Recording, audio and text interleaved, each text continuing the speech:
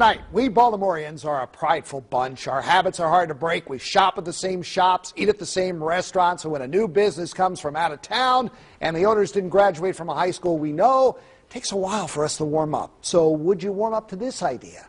How about this? How about Baltimore having its own currency?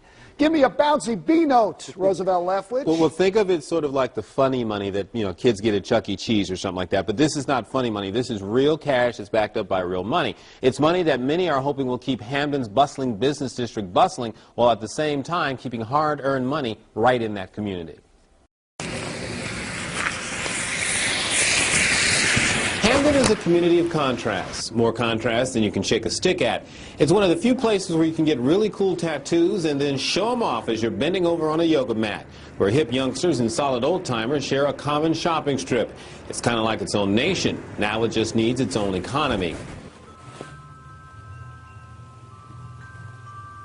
Breathe Books is just one of the many eclectic shops that line the avenue. It's also one of several businesses that's going to participate in the BNotes program that starts in April. BNotes backers say the local currency will be the same as cash at dozens of businesses in the area. It works by giving people an opportunity to do business close to home and keep Hamden dollars in Hamden.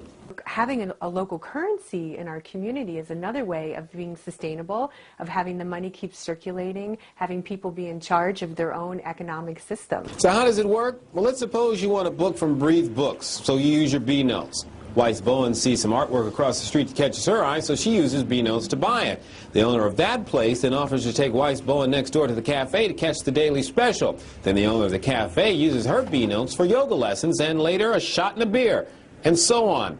The money stays in the community and the value stays in the community. There are thousands of people who live within walking distance of the avenue. The potential is here to keep money in the community circulating in a local supply chain, as opposed to Hamden dollars benefiting business owners in Arkansas or Maine or somewhere else. You don't need to be using your dollars in chains where the money will end up in other states. Your money can end up, with the suppliers in Omaha, for all we know, where the money's going to be. So if we keep using the money here in our community, at our local restaurants and at our businesses, then it will keep sustaining us and we'll be able to fight against the movement of the chains into our neighborhoods.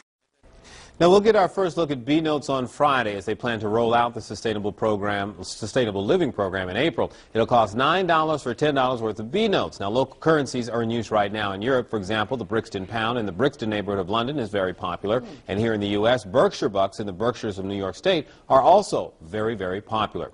We'll see how this goes. Roosevelt Leftwich, ABC 2 News.